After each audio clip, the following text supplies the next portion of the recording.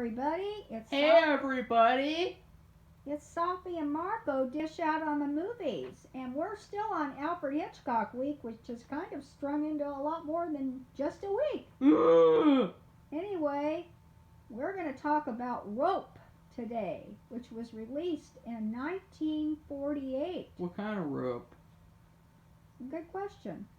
It is our third Alfred Hitchcock directed film. Considered an experiment because in some ways the movie didn't go the way Hitchcock had planned, not in terms of the storyline but in the camera techniques he used.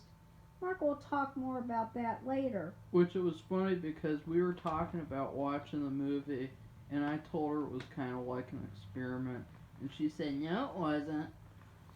And she watched the movie and she figured out that it was. Well, when you watch a movie and you're just watching it for entertainment instead of like critically analyzing it, not in terms of the story was good, the story was bad. I'm talking about the entire thing, the clothes, the camera, the lighting, everything. Then it's different, and I think people would know that.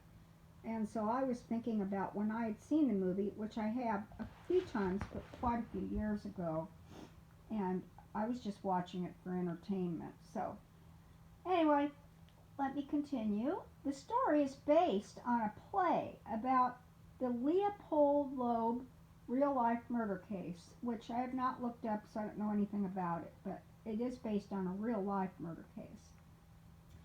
And FYI, one of the writers who adapted the play to the screen for Alfred Hitchcock was Hume Cronyn, one of the actors in Lifeboat. The two killers are Farley Granger as Philip and John Dahl as Brandon. The victim is Dick Hogan as David Kentley, and be sure to remember the name, Kentley, David Kentley. Why? And then Jimmy Stewart as Rupert Cadell, the suspicious professor, played by, Jimmy Stewart is Rupert Cadell, the suspicious professor. Joan Chandler as Janet, who's David's girlfriend. Douglas Dick as Kenneth, another male friend of the group. Cedric Hardwick as Mr. Kentley, the victim's father, and his great aunt, Constance Collier, as Mrs. Atwater. Finally, Brandon's and Philip's maid, Mrs. Wilson, is played by Edith Evanson. The story focuses on two well-dressed Ivy League educated men, Philip and Brandon, who kill their friend David Kentley by strangling him with a rope in their apartment, in their living room apartment. Because, quote, the Davids of this world just occupy space, unquote, says Brandon. Now, I'm not really giving anything away because this happens right at the beginning of the movie, so nobody is surprised that number one. Whoa! Spoiler alert! Well, spoiler alert! It happens right at the beginning of the movie. Just kidding. And then also, who does it? Okay.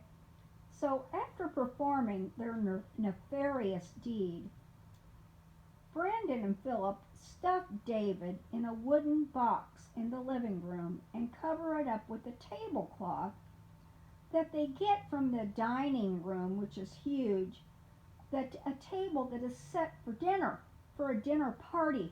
So all of the crystal, this is back in the days where people used their china and crystal and silver, and beautiful candlesticks and beautiful stuff that actually looked good. It didn't look like plastic crap, fake crap. It was all nice. I mean, perfectly set by the maid, who I talked about, who is played by who's played by Edith Evanson, and the maid is Mrs. Wilson. So anyway, they move all that stuff and they take that tablecloth and they cover up this. It looks like a hope chest in the living room. So, quote, when it was over, I felt tremendous tremendously exhilarated," claimed Brandon. Then he and Philip clinked their crystal glasses full of champagne, celebrating their murderous success, and prepare to welcome their dinner party guests, which include David's father and aunt, or great aunt. Mr. Kentley, Sr., is coming over to look at a collection of first edition books that Brandon and Philip have in the apartment. Also coming are David's girlfriend Janet and her ex-boyfriend Kenneth, who will be the first to arrive for the party.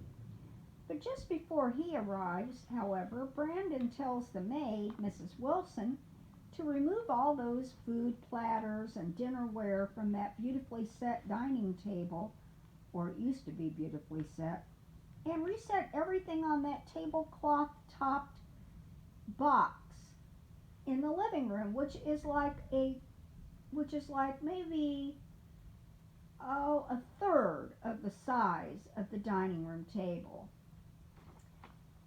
And it will be from what was supposed to be a sit-down dinner party. It's been transformed to a buffet style dinner. And See, at the beginning, I thought that they were going to actually sit down at the chest and eat well, on that's top what of I it. thought too. But I was like, there's no way you could fit that stuff. No, not with all that those on people. No way. Not with all that stuff. Get too big. It would have been candelabras. very gross though. Well, but that is the thing. They want Brandon. He did all of this deliberately. He was very good at planning, and even when Jimmy Stewart comes in later, their old professor, he meticulously plans everything. So not really. Well, he wanted there to be a dinner party after committing this murder, and he wanted it to have. And this was kind of a last-minute decision. He wanted this food and table settings to be set out on the quote coffin, the now coffin, as a stamp on what they had done, which is weird. So anyway. Well, here's something. I think that this would ruin the whole movie. It would ruin the whole play. It would ruin everything for everybody. Especially like if you watch this movie now after hearing this, maybe it'll ruin it for you. So, when somebody dies, their body ceases all control of their. And they really have to break that up. And they go to the bathroom all over themselves. And so what I'm saying is, you put them in that chest there. That's not gonna. That could become problematic. That's not gonna. Just put it that That's way. not gonna do anything for the smell that creates. And so I don't understand why that wasn't brought up in the movie. Because I don't think they're smart enough to know that. That's why. Oh. But anyway, in this day and age, when you have they go to Harvard. So what? They didn't learn that part. Anyway, in this day and age, when you have a nice dinner party using crystal, silver, and china on a nice dining room table with candelabras, you don't have a buffet style. I don't think they had a lot of buffet style dinners in that kind of day. Well, they obviously knew about it if they were able to reference it in the script.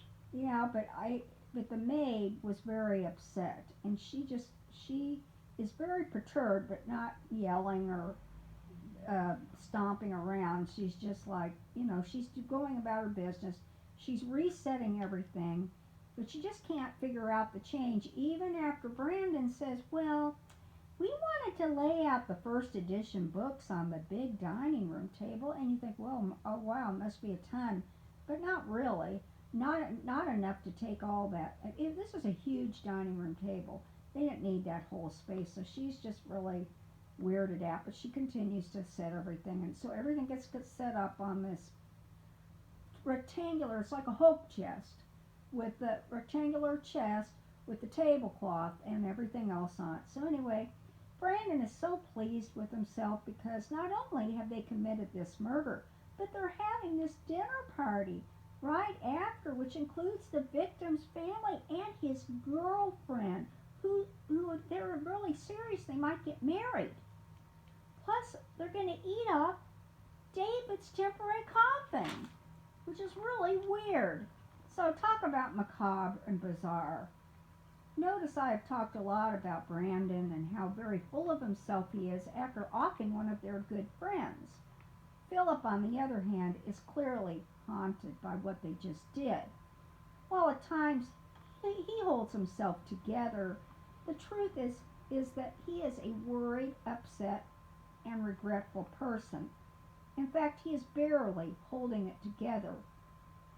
After everyone arrives, Jimmy Stewart filters in, and we don't see it. We don't see him knocking on the door and the maid ushering him in. He just kind of filters into the living room where everybody is. But the maid took his hat and put it in the front closet, which we didn't see. That's enough of the and that spoilers. is significant for later in the Well, movie. you're spoiling the movie now. It's not significant. It's just a spoiler. Okay, well, anyway.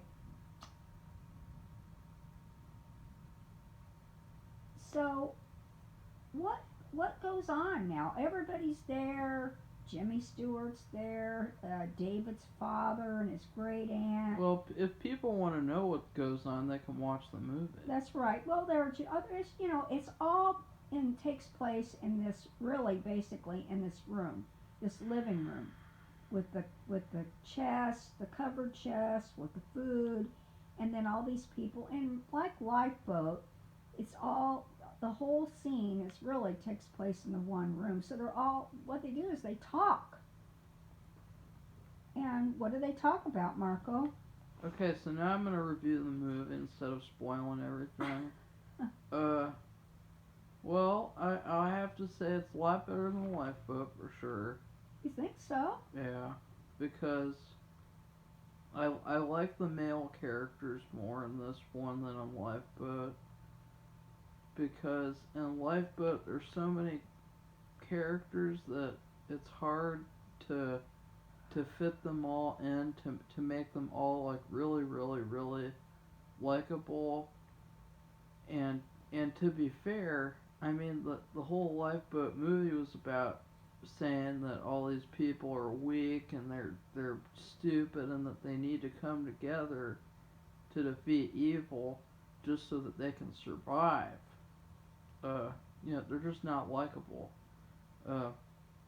Everybody in this movie is pretty much likable in Rope, and so I think Rope is better.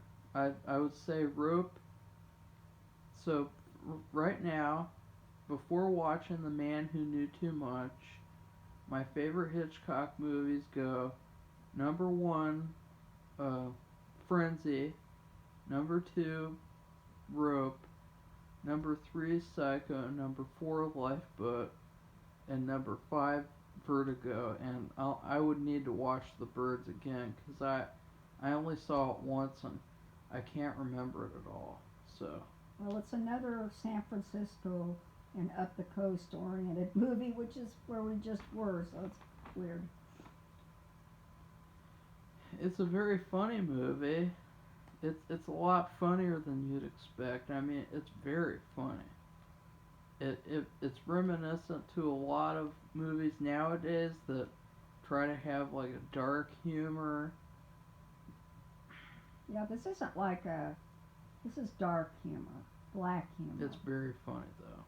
I don't It's know. very funny. Especially when I think the funniest parts of the movie is the use of the rope. The funniest moment is when he gets the rope out and he swings it around. Who? Brandon.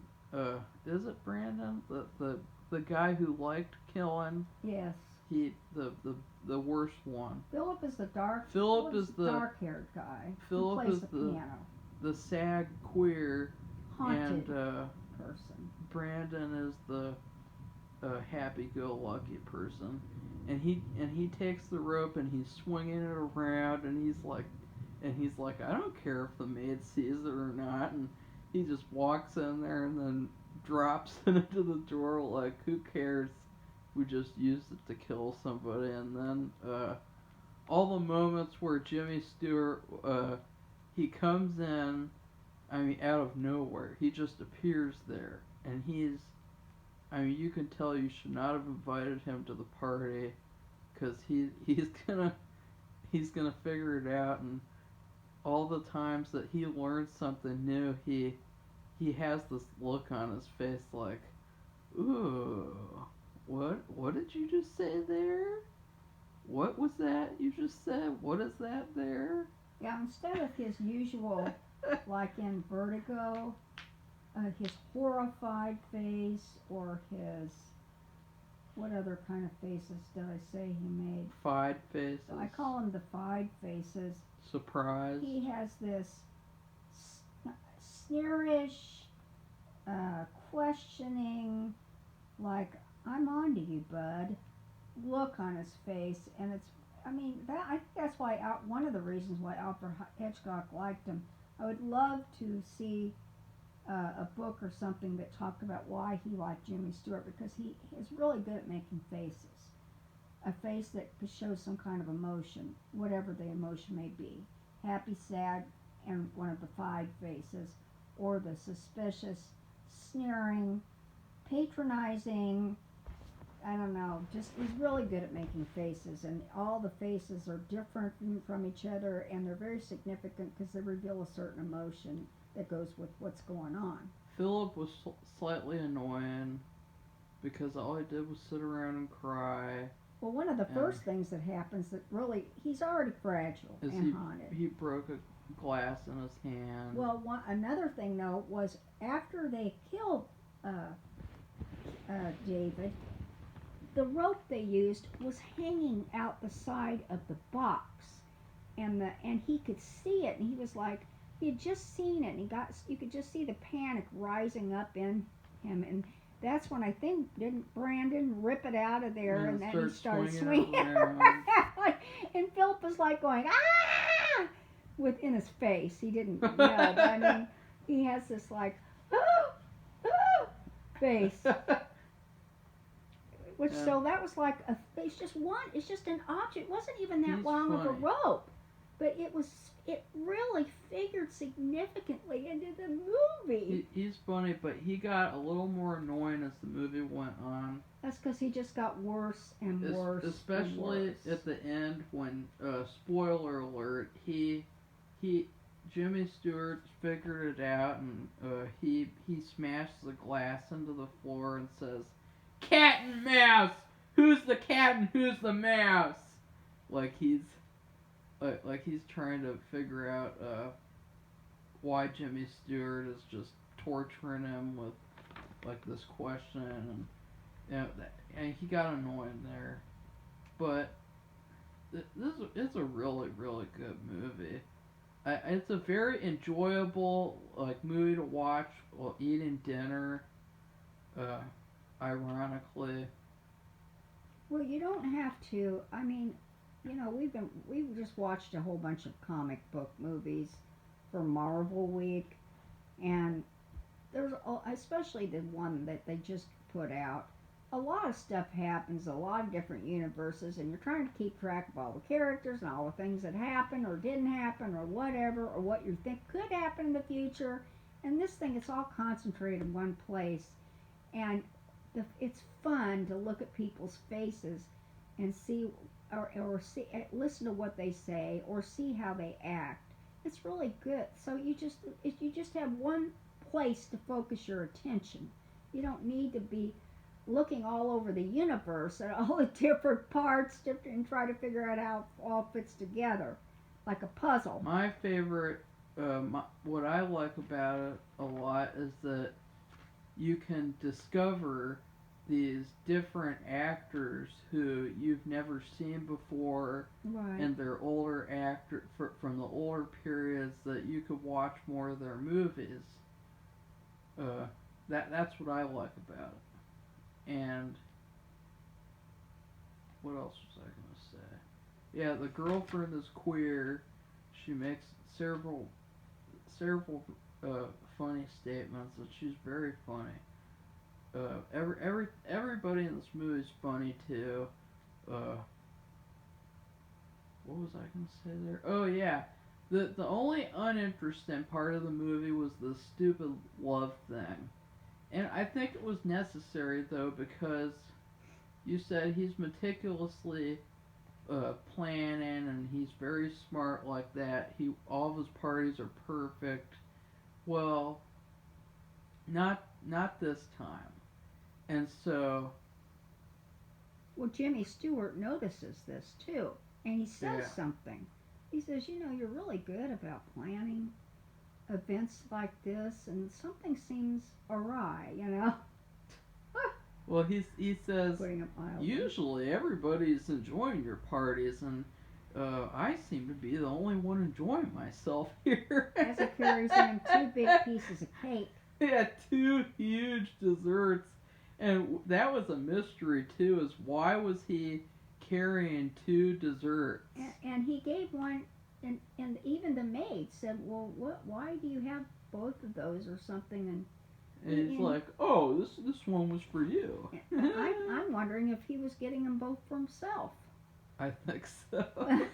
Well, maybe that it's not an improv though. That's the thing. It would have been cool if if they shot it like a normal movie, because then you could say it was an improv and he was really just getting two desserts for himself. But It looked good too. I don't know if it was like baked I Alaska. don't know what it was though. It was too like cake, like some kind of white cake, but it looked like ice cream cake. It looked like an ice cream sundae or something. It looked very know. weird. I don't know what it was, but Something from the past. You have to look at an older recipe book. the uninteresting part of the movie is that he wanted to set it up so that the queer girlfriend uh, fell back in love with the other guy. The other guy, their friend that came too. Basically, so that she wouldn't be that upset about her ex boyfriend getting killed. And the reason why it was uninteresting That storyline. is because it was just boring. It wasn't intriguing. It was just kind of needed to be there to show. Number one, he hints that she'll be single soon, and number two is because it shows uh, that his party isn't working out after all, and because he wanted them to get back together, and it's obviously not going to happen anytime soon, and so it's showing that his party did not work magic this one time. It wasn't perfect. Did you like the girlfriend? I thought they all played an important part because she, when she saw that her ex, see this guy that came, Kenneth, she was not happy and that he was there and wanted to know why Brandon had invited him. And but she and she but she and she and Kenneth actually started talking, and they're friends and they got along. She wasn't yelling, or she was just like she was perturbed like the maid at Brandon because he was being a real jerk. And then when Kenneth and she were alone and talking, he said, "You know, it's really weird. When I first came, Brandon was saying something like, 'Oh, now you're going to get to be with what did I say her name was? Well, I'll just say the girlfriend.'" And he said, "I thought that was really weird." And she said, "Are you kidding me?" Yeah. She got really mad, and she went up to Brandon. She started questioning him with Kenneth there, and then of course, guess who was in earshot? Jimmy Stewart. Making a face. Making this really, something is going on here. And so anyway, well, you want to talk about the things about the certain characteristics of a Alfred Hitchcock movie are what I said faces. Let's just talk about the ones that you added. Don't. Okay, well, let's see. I don't know. I last time for Lifeboat, I said something about a couple of big speeches and how the woman, the journalist, got the guy to get an amputation, which he needed because he had gangrene. And she gave this huge, beautiful speech. It was really a really good speech. And then at the end, she gives a real short speech. I mean, like a fragment of the one she gave to that guy, and about them getting themselves together and standing up for themselves instead of withering away like they're to accept everything that's negative. And it was really effective. It was so many few words. But in this movie, there was also a big speech. In the end, I actually wrote some of it down, but I don't know if Mark will let me say it. Hey! And then the filming Don't do location, which is like the last one, it's in basically one room. And probably one thing I did add that I don't think, I'm trying to think of the other movies that we saw, and I guess it could be Lifeboat, you could say, but I call them clue to the story objects.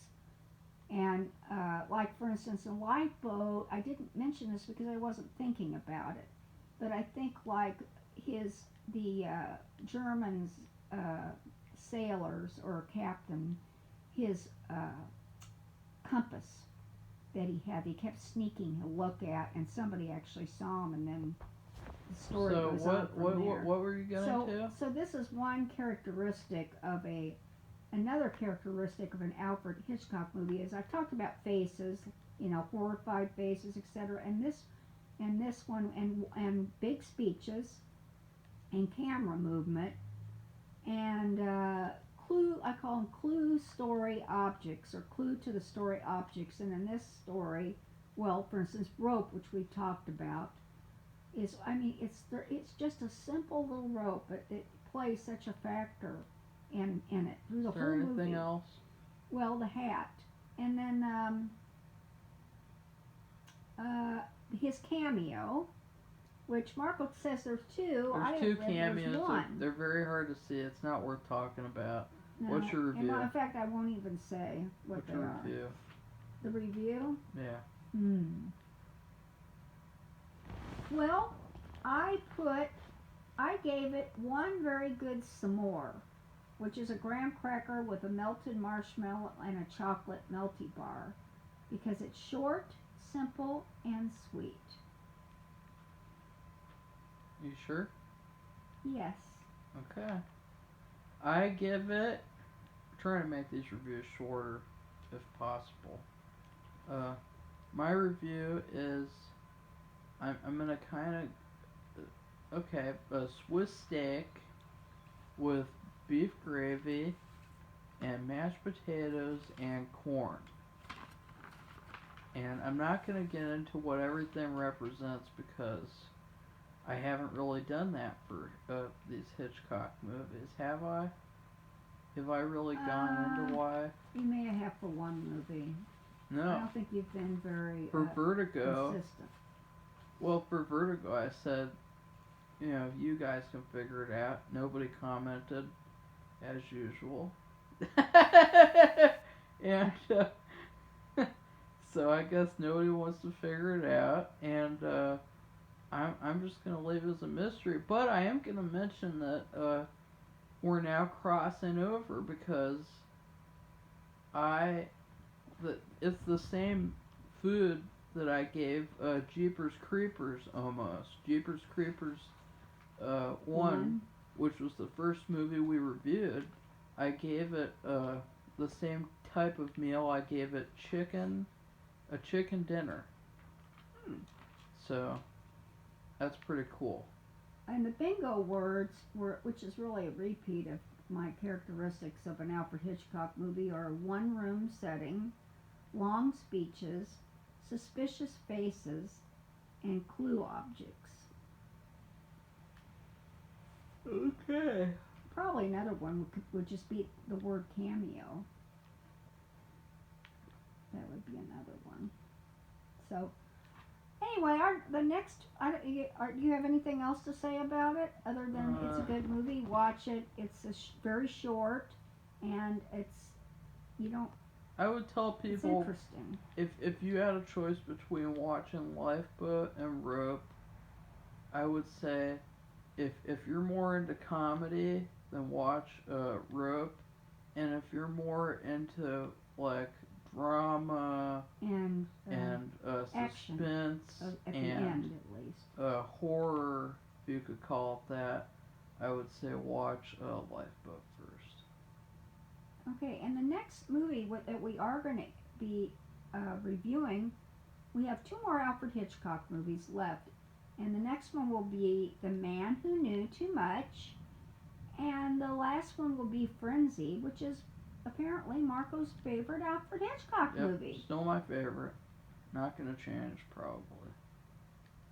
But, which is funny, because all these people are like, oh, you only like Frenzy because you haven't seen these other Hitchcock movies.